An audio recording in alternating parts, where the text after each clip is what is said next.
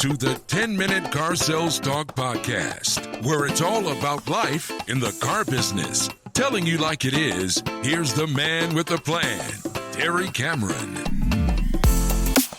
Welcome back to another episode of the 10-Minute Car Sales Talk Podcast. I'm Terry Cameron. Well, it's the last week of October, and we're getting close to that daylight savings time switchover and wintertime, that cold, dark, dreary wintertime. This is also the time dealers, general managers, sales managers always decide to draw down their inventory. I don't know why we do that. We've got it in our head believing that it's going to be slow over the next couple months. But I want you to think about this a different way. Instead of drawing down your inventory, why don't you train up your staff? A salesperson once told me, a very successful salesperson once told me that he is slow when he wants to be slow. So if traffic is going to be slow because it's going to get cold, it's going to get dark, then if the walk-in traffic's slow, then phone time ought to be busy. Our customers, our salespeople need to be trained on how to make the proper phone calls, on how to be dedicated to follow-up and asking for referrals. They've got to be in that BDC on the phone time. It's got to be dedicated phone time. It's got to be monitored. Because again, slow days, weeks, and months are self-inflicted. It's because we didn't do anything to ensure we're going to be successful through the winter. We relied on the dealer and his dollars to pay for the advertising to get walk-ins, fresh ups in, the lowest closing type of customer in over the wintertime. And I'm telling you, it doesn't have to be that way. If you're working on the future, if you're making your phone calls now, if you're following up with all your customers, and in my dealership, the one thing that I harp on all the time is ask for referrals. We even teach on how to ask for referrals. However, we don't do it, and I don't understand it. Why don't we do something if we know it'll work? Is it because we're satisfied where we are right now? Is it because it's something we don't like and it's hard? Come on, it's not hard. It's only hard when you don't know how to do it, just like anything else you've ever done. If you found something that you really enjoyed and liked in life, you practiced at it because you liked it and you got better at it. I mean, from video games to sports. You played and played until you got better. And you have to admit, if you start working on making your phone calls and asking for referrals and building your future business up right now, don't you think in 30 days from now that you'll be better at it than you are right now? It just doesn't make sense. So again, we got to start thinking about ways to bring in our own business and quit depending on the market. Do you want to be management driven or market driven? Market driven people always buy into the fact, well, it's just going to be slow this time of year. It's winter time. Might as well save our money to help us make it through these tough times. Man, that's a bunch of crap. If you're management driven, you're managing your own business and you're bringing in your own business. It's not hard to do. You just got to get good at it. And let me ask you, if you want to make six figures, and I know a bunch of you out there make six figures, but if you're not making six figures, in my opinion, you are not a professional in the car business. But you can do it. It's not that hard. If it's important to you, you'll figure it out. It's not supposed to be easy to make six figures selling cars. It is very attainable, just not easy. You just have to get to work. I mean, the only place success comes before work is in the dictionary. You've got to work at it. If selling cars and making six figures was easy, everybody would be doing it. Man, we got to get our head on straight here. Dealers, general managers, sales managers. What I always say, if you can't get your people better, then get better people. But you have to be careful because sometimes you need to stop looking out that window and start looking in that mirror. I had a sales manager tell me once, man, my salespeople suck. Well, newsflash. If your salespeople suck, you suck. That's your team. If the football team sucks, well, the head coach sucks also. That's his team. You have the ability, hopefully you have the ability. You have the assets and you have the time to train up your team to where they can be contenders. And they can make phone calls and they can rely on themselves to make a really good living and not the dealer's advertising dollars.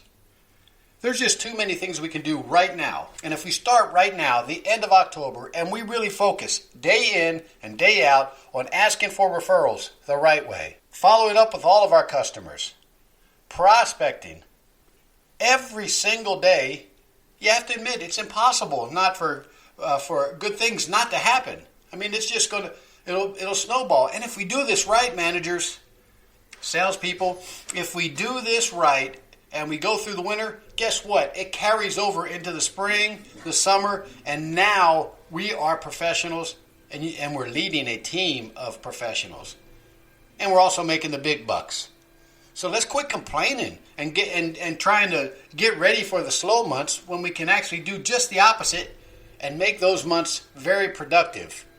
I know dealerships that have been doing it for years. When everybody else is down in the dumps, they're making money. They're selling cars. And you have to admit this too. A good salesperson always sells cars. A 20-car salesperson doesn't just sell cars in the summertime.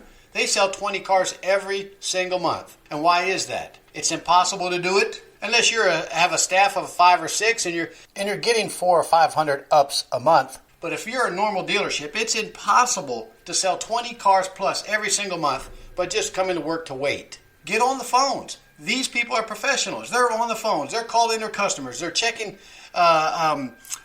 just how things are going with their new vehicle, with their life, with their family. They're just staying in touch with them. That's all you have to do. And when you do that and you show that you care, they're going to come back to you. They're going to send customers to you. But again, I want to ask you this question again. If we know it's going to work, why don't we do it? Well, in my case, at my dealership, I put the blame totally on myself. It's because I'm not enforcing it. I don't know, maybe I can throw that L word at myself, lazy. I really don't think I'm lazy, but I do think that I could do a better job at making sure that my salespeople not only are making their phone calls, but they're making the proper phone calls. They're sending the proper emails. I know my general manager is doing everything that she can. She's paying for the proper CRM tools, the video tools, the data mining tools, all the tools at our fingertips. We just aren't using them. And like Dave Anderson says, I guess we're just half intelligent. Intelligence means that you're able to learn something and put it to use. Well, we are all able to learn something, but we all aren't able to put it to use. Guess we're all half intelligent. Now, I know I'm saying all of us, and I know that's not true. There's a bunch of us out there that are doing a really good job. We come to work, we make our phone calls, we send our emails out, we follow up with texts, we send videos. We greet our customers the right way. We look, act, sound, and think like a professional. But there's also just as many, if not more, that are just doing the opposite. I had a really successful dealer tell me once that what he's noticed over the past several years is that everybody's okay with the amount of money they're making. They just, and they're good with that. They don't need to make more money. They just want to continue to make the same amount of money, but work less. They'd rather just not work as hard and make the same money than put in some more effort and make a lot more money. Doesn't make sense to me. Now, I know money's not everything, but it sure does help. So instead of worrying about drawing down your inventory for these cold, dark, dreary winter months, start thinking about training up your team. Get a plan in place. Enforce it. If you need some help, just ask for it. I'm sure your dealer and general manager will do whatever they need to do to help you guys sell more cars. Where performance is measured, performance improves. So you have got to measure everything. You've got to keep an eye on this. You've got to train them. You've got to monitor them.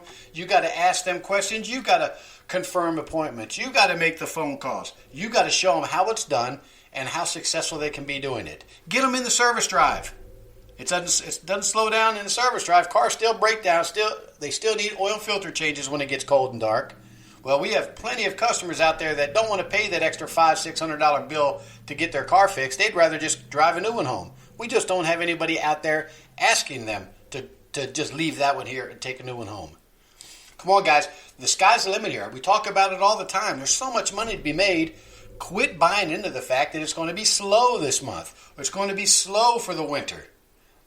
Buy into the fact that if you train up and you make your phone calls and you follow up and you're consistent at it, that you are going to stay busy and productive and make lots of money throughout the wintertime, and it'll carry over into next year. So let's get busy. Quit bitching and complaining. Quit putting it in your mind and everybody else's mind that it's going to be slow, and start training up. I really mean it, guys.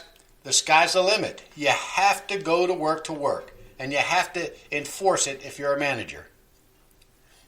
One more thing before I go, I want to ask you guys to hop on over to my YouTube channel. Just search for Terry Cameron. You'll see the 10-minute sales talk, car sales talk icon, and go ahead and subscribe. I'm trying to put some videos out there that maybe we could use in training. I use them all the time for my dealership, and maybe it'll help you out a little bit. Besides, it's a lot of fun for me to do this. So anyways, remember, the sky's the limit.